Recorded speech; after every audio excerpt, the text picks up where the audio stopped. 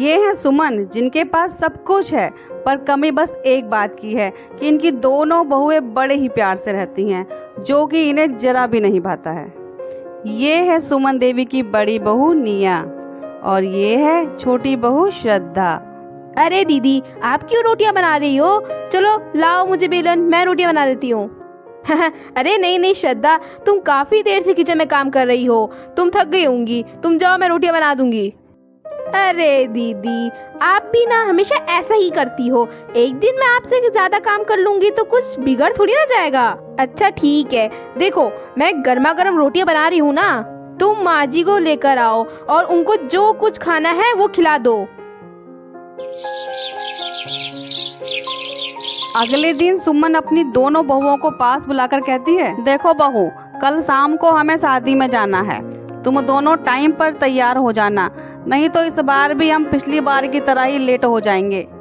पर माँ जी, मेरे पास तो शादी में पहनने के लिए कोई ढंग की साड़ी भी नहीं है। सब साड़ी मैं पहन चुकी हूँ, किसी न किसी फंक्शन में सारे रिश्तेदारों ने साड़ी देख ली है। तो माँ जी, क्या मैं बाजार जाकर नई साड़ी खरीद लाऊं? अरे इतनी साड़ियाँ तो हैं तेरे पास, उन्हीं में से ही कुछ पहन ले।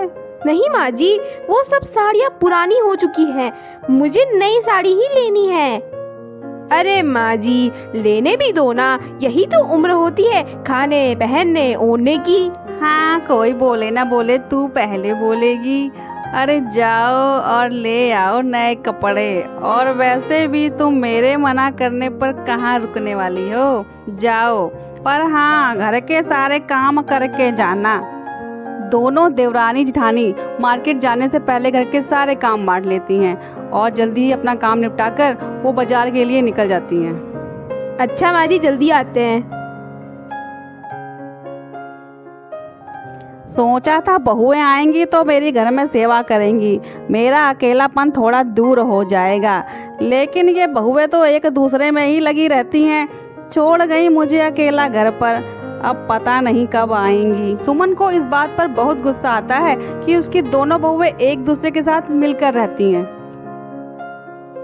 अगले दिन दोनों बहुएं शादी में जाने को तैयार हो जाती हैं। तभी श्रद्धा कहती है, माँ दीदी, मैं तैयार तो हो गई हूँ, पर मुझे एक चीज समझ में नहीं आ रही है कि मैं इनमें से कौन सी ज्वेलरी पहनूं। तो क्या आप बता सकती हैं कि मैं हैवी ज्वेलरी पहनूं या फिर सिंपल सा चोकर पहन लूं? बहू तू ना ये हैवी वाला नेकलेस पहन ले, ये अच्छा लग रहा है। नहीं नहीं, तुम हल्का वाला चोकर पहन लो, ये तुम पे ज्यादा अच्छा लगेगा। श्रद्धा ने अपनी सास की पसंद की ज्वेलरी न पहनकर जिठानी ने जो ज्वेलरी बताई थी वो पहन ली। इस बात से सास को बहुत दुख हुआ। जब इसे अपनी जिठानी की पसंद का हार पहनना था तो मुझसे क्यों पूछा, ये तो अपनी जिठानी को ही अपनी सास समझने लगी है, ना मेरी बात सुनती है ना मेरी इज्जत करती है। आग लगे ऐसी देवरानी जिठानी की जोड़ी को। माँ जी, आप क्या सोच रही हैं? चलिए ना, देर हो जाएगी। हाँ हाँ माँ जी, चलिए ना। इन दोनों बहुओं को अलग कैसे किया जाए, अब मुझे इसके बारे में कुछ सोचना पड़ेगा। एक दिन सुमन अपनी बहू निया और श्रद्धा को बुलाती है। माँ जी, आपने हमको बुलाया, कुछ काम था क्या आपको? आज मैं तुम दोनों के लिए कुछ लाई हूँ। फिर सुमन अपनी दोनों बहुओं को एक एक साड़ी दे देती है। वह अपनी बड़ी बहू निया को एक सुंदर और महंगी साड़ी देती है, वहीं छोटी बहू को एक सस्ती सी साड़ी पकड़ा देती है। सस्ती साड़ी को देखकर श्रद्धा का मुंह बन जाता है। श्रद्धा के मन की बात को निया समझ जाती है और कहती है, अरे श्रद्धा, तुम्हारी साड़ी कितनी सोबर और अच्छी लग रही है। तो तुम एक काम करो, तुम मेरी साड़ी ले लो और मैं तुम्हारी साड़ी ले लेती हूँ। अरे नहीं नहीं दीदी, मेरी साड़ी तो बहुत सस्ती और हल्की है और आपकी साड़ी तो बहुत महंगी और पार्टी वेयर है, तो आप ये साड़ी क्यों ले रही हो? अच्छी लगी ना तुम्हें मेरी साड़ी? मुझे पता है, तुम मेरी साड़ी ले लो और अपनी साड़ी मुझे दे दो। निया श्रद्धा से उसकी साड़ी ले लेती है और अपनी साड़ी उसे दे देती है। जब सास सुमन ये देखती है तो उसे बहुत गुस्सा आता है। ये दोनों तो मेरी सोच से बहुत आगे निकल जाती हैं, इन दोनों को अलग करने के लिए कुछ और सोचना पड़ेगा। साड़ी तो बस एक छोटी सी चीज है, अब मैं इन्हें गोल्ड गिफ्ट करूंगी और देखती हूँ कौन सोना किसको देता है। बहू, अरे तुम दोनों यहाँ बैठी हो, देखो मैं तुम्हारे लिए क्या लाई हूँ। अरे क्या लाई हो माँ जी, दिखाइए तो जरा। इस बार सुमन बड़ी बहू को छोटे और छोटी बहू को बड़े झुमके ला कर देती है। कान के छोटे झुमके देख बड़ी बहू निया का मुंह बन जाता है। कितनी चालाक है माँ जी, अपनी छोटी बहू को कितने बड़े बड़े झुमके दिए हैं और मुझे देखो कितने छोटे छोटे एकदम टुचकी टुइया लग रहे हैं। श्रद्धा समझ गई कि उसकी जिठानी को उसके झुमके अच्छे नहीं लगे, तभी वह कहती है, अरे दीदी आपके झुमके कितने ज्यादा प्यारे और छोटे छोटे से हैं, क्यूट से। आप एक काम करिए, मेरे वाले झुमके ले लीजिए। और वैसे भी मेरे ऊपर हैवी ज्वेलरी अच्छी नहीं लगती है। दीदी मुझे आपके वाले झुमके बहुत ज्यादा अच्छे लग रहे हैं, प्लीज मुझे दे दीजिए। श्रद्धा अपनी जिठानी को अपने भारी वाले झुमके थमा देती है और उसके हल्के वाले झुमके खुद ले लेती है। अब सुमन समझ जाती है कि इन दोनों बहुओं को अलग करना इतना भी आसान नहीं है। ये दोनों बहुएं तो एक दूसरे से बहुत प्यार करती हैं और इन दोनों के दिल में नफरत पैदा करना इतना भी आसान नहीं है। अब मुझे कुछ अलग ही प्लान बनाना पड़ेगा। क्या पता तब ये एक दूसरे से लड़े। हे प्रभु, ऐसा कुछ हो जाए तो बस मजा ही आ जाए। ये सोचकर सुमन अपनी दोनों बहुओं को बुलाती है। अरे बहू, तुम दोनों बस किचन में ही लगी रहती हो, घर का तो बिल्कुल ध्यान ही नहीं रखती हो। लेकिन क्यों माँ जी, हम तो घर की हर छोटी सी छोटी चीज का ध्यान रखते हैं। हाँ, तभी तो घर में इतने लंबे लंबे जाले हैं। घर की छत पर जाकर देखो कितना कबाड़ा पड़ा है, कौन साफ करेगा। छोटी बहू तू आज किचन संभाल और बड़ी बहू तू आज छत की सफाई कर और घर की भी। दोनों बहुएं अपने सास के कहने के अनुसार अपने अपने काम में लग जाती हैं। श्रद्धा किचन का सारा काम संभाल लेती है, वहीं निया छत की साफ सफाई में लग जाती है। छत पर कड़ी धूप में काम करते करते बेचारी निया थक जाती है। तभी देवरानी श्रद्धा वहां पहुंच जाती है।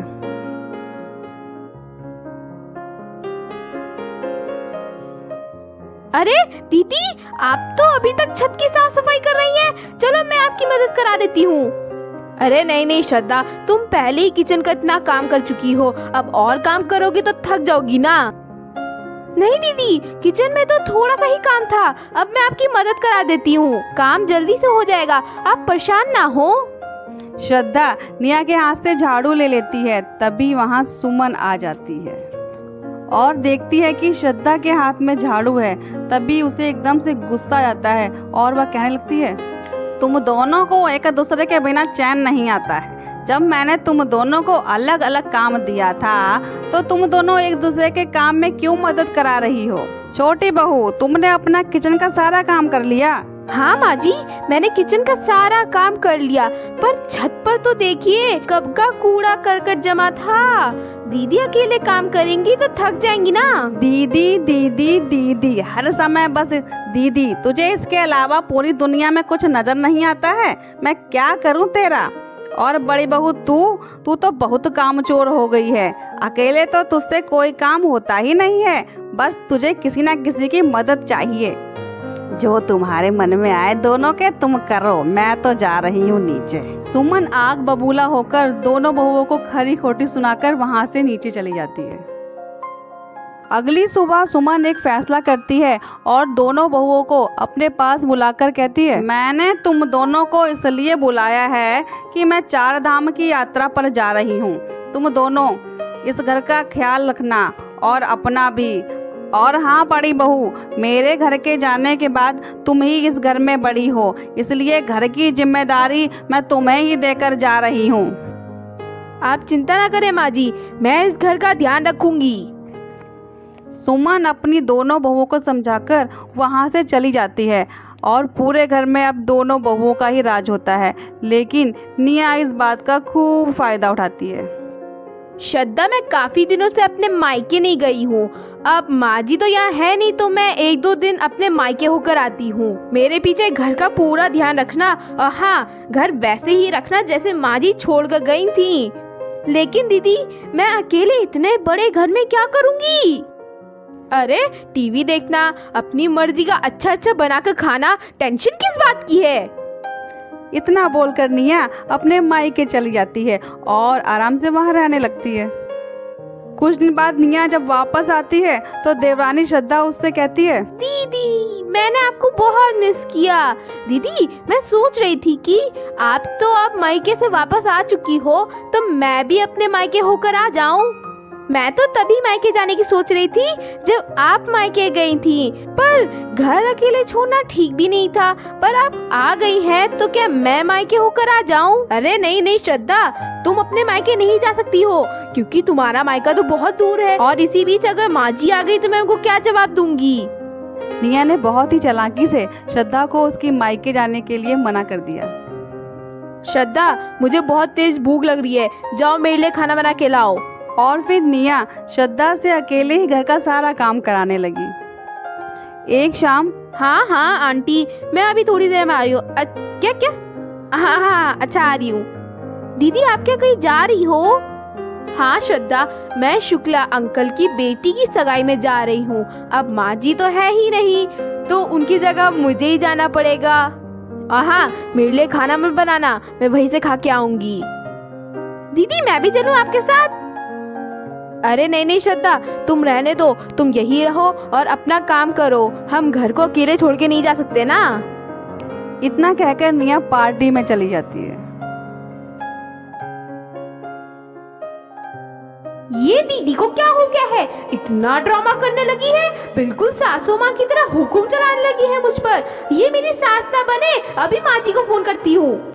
हेलो माँ जी, आज आपकी बहुत याद आ रही है, कब आओगी? माँ जी दीदी ने तो आपकी जगह ले ली है, बिल्कुल मेरी सास बन चुकी है वो। क्या कहा तूने, सास बन गई है तेरी? अरे नहीं नहीं माँ जी, मेरा वो मतलब नहीं था, बस आप जल्दी घर आ जाइए। ठीक है आती हूँ, कल सुबह की ट्रेन पर बैठूंगी तो शाम तक घर में आ जाऊंगी। सुमन समझ जाती है कि कुछ तो हुआ है जो श्रद्धा बहू ऐसी बात कर रही है। आ गई ना मेरी याद बहू को, मैं भी सास हूँ और कोई भी मेरी जगह नहीं ले सकता बहू, आ रही हूँ मैं।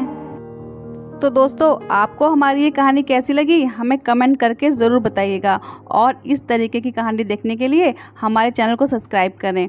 धन्यवाद।